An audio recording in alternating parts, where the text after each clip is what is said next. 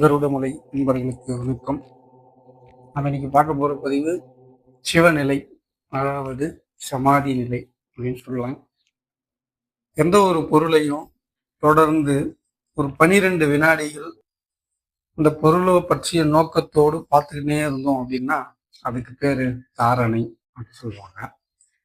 அப்படி 12 தாரணைகள் தொடர்ந்து ஒரு பொருளை நிலையாக பார்த்துட்டு இருந்தே இருந்தோம் அப்படின்னா அதுக்கு தியானம் அப்படின்னு பேரு. தியானம் பண்றாங்கன்னு சொல்றோம் இல்லையா, அதுக்கு. அதாவது குறிப்பிட்டு பார்த்தீங்கன்னா 2.4 நிமிடங்கள் தொடர்ந்து ஒரு பொருளை பார்த்துக்கிட்டே இருந்தோம் அப்படின்னா நிலையா தியானம் அப்படின்னு சொல்லலாம். இந்த 12 தியானங்கள் ஒரு பொருளை தொடர்ந்து கவனித்துக்கிட்டே இருந்தோம், அதாவது நம்மளுடைய சிந்தனையில ஒரு பொருளை நிலைச்சு பார்த்துட்டு இருந்தோம் அப்படின்னா அதுக்கு பேரு தான் சமாதி அப்படின்னு சொல்லுவாங்க. சமாதி அப்படின்றது 28.8 நிமிடங்கள் தான் சமாதி அப்படின்னு சொல்லுவாங்க. நல்லா பாருங்க, ஒரு அரை மணி நேரம், அதாவது ஒரு அரை மணி நேரம் நம்மளால சமாதி நிலையில இருக்க முடியறதில்லை. ஏன் அப்படின்னா கடவுள் நம்மளை ஒரு அரை வினாடி கூட நம்ம மனசை ஒருநிலைப்படுத்த இயலாத அளவுக்கு படைச்சிருக்கான். இயலாத அளவுக்குன்னா இல்லை, எல்லாராலையும் முடியும், நம்ம அதுக்கு முயற்சி செய்வது கிடையாது.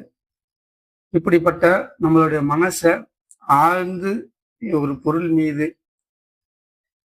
கடந்து சிந்திச்சு உள்ள நிலைச்சு எந்த ஒரு சிந்தனையும் இல்லாம ஒரே சிந்தனையோடு கட்டுப்பாட்டோடு இருக்கும் அப்படின்னா, அதாவது ஒரு அரை மணி நேரங்கள் இருக்கும் அப்படின்னா அதுக்கு பேரு தான் தியானம், அதாவது சமாதி நிலை அப்படின்னு சொல்றோம்.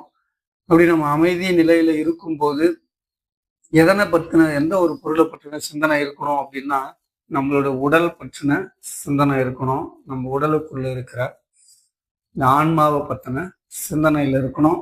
அந்த ஆன்மாவை பற்றின சிந்தனையில தான் கடவுள், அதாவது நீ உன்னோட மனதுக்குள்ள கடந்து உள்ள போகும்போது கடவுள் என்கிற சிவம் வெளிப்படும் என்பதை சித்தர்கள் வெளிப்பட்டிருக்காங்க, கூறியிருக்காங்க.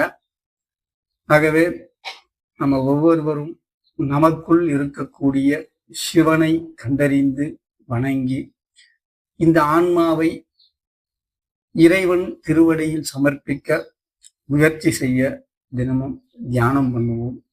இது போன்ற ஆன்மீக தகவல்களை தெரிந்து கொள்ள நம்ம கருடமலை லட்சுமி நரசிம்மர் ஆலய யூடியூப் சேனலை சப்ஸ்கிரைப் பண்ணுங்க, உங்க நண்பர்களுக்கு ஷேர் பண்ணுங்க. நன்றி, வணக்கம்.